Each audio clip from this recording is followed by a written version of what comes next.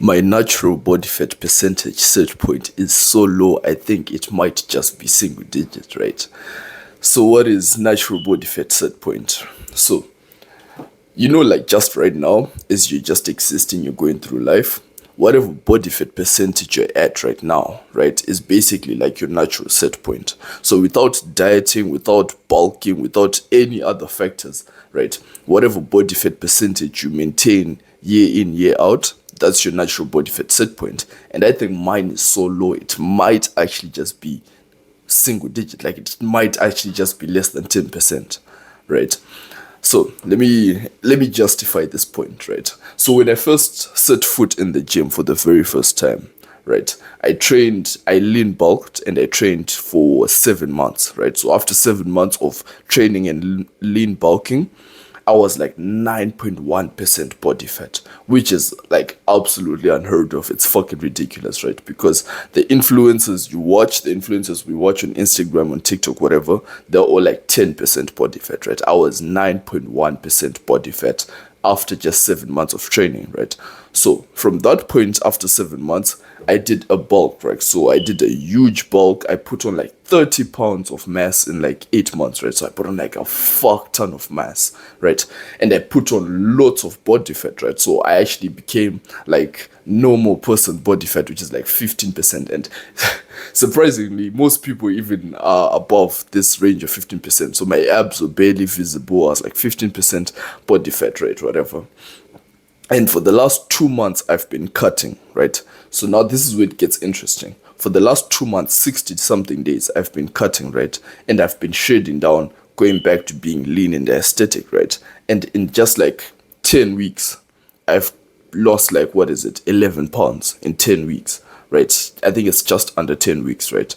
Day one of the cut, day 10 of cutting. This is day 20 of the cut. This is day 30 of the cut, day 40 of the cut, day 50 of the cut, day 60 of the cut. This is the physique after 60 days of cutting. I've lost like 11 pounds. Now, what fitness influencers and fitness coaches will sell people online is that they'll promise you that they'll make you lose half a pound a week, which is like after 10 weeks you'd have lost like 5 pounds, right? This is like the dream outcome that fitness influencers will sell you, and I basically doubled that in like less time, right? So I've doubled that in less time. It typically would take you like times two the amount of time it's taken me to get down this amount of weight, right? So I've lost like 11 pounds in the last 2 weeks, right? And after gaining like so much body fat, after putting on so much body fat, losing the abs, whatever, I'm back to just being lean in such a short period of time, right? I'm still cutting right now, but I already have like a lean physique. So let me just show you the physique right now. I think there's good enough lighting and space for me to show you that.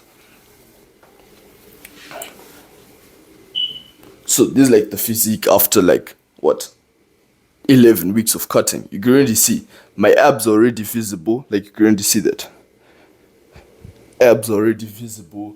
I just look lean now after just like 11 weeks of cutting, from having like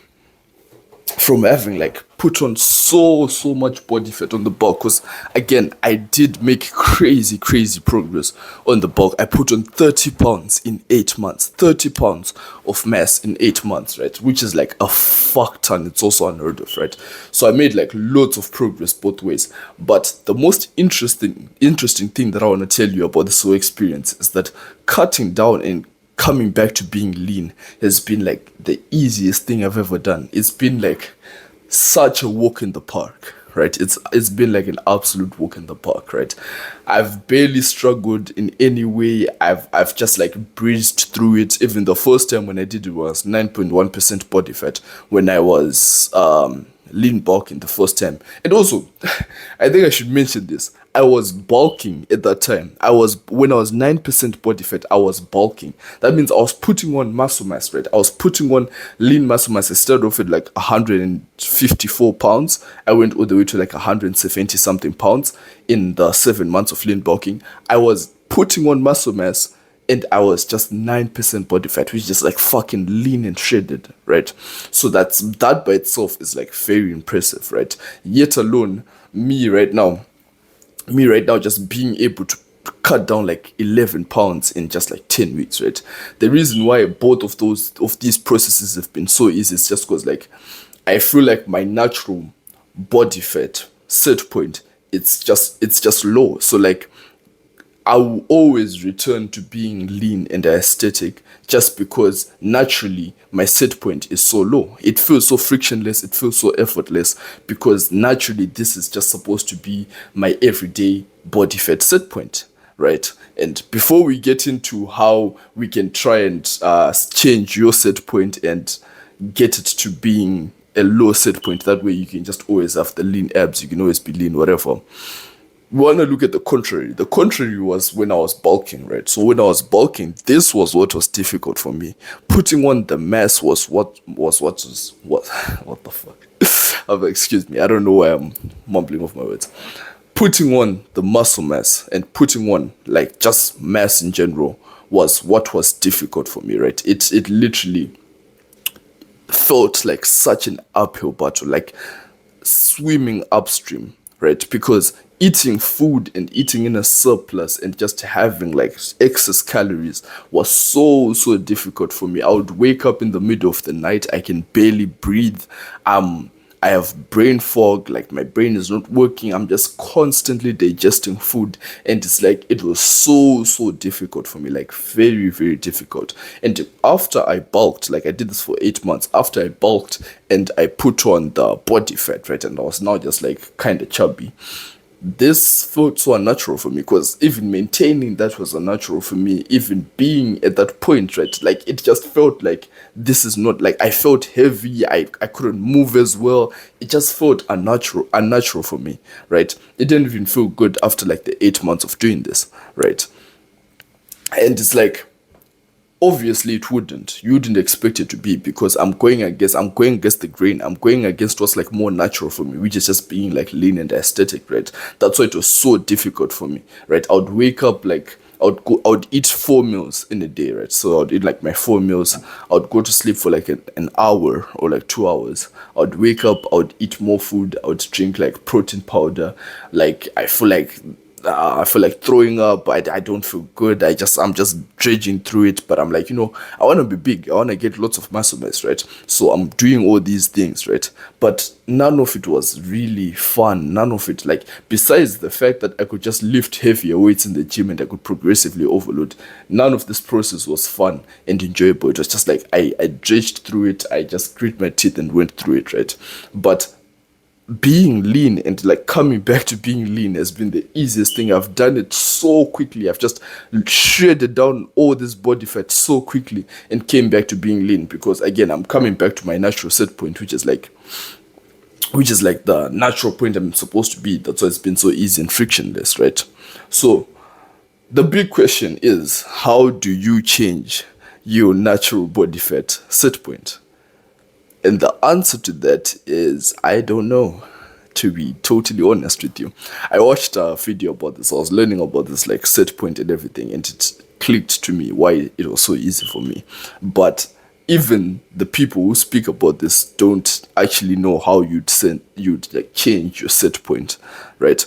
But I do have a hypothesis, right? So I do have like a theory of how you could realistically do this, like how you could realistically change your body fat set point, right? And to do this, the big answer to the question would just be to make it as fun as possible and as frictionless as possible, right?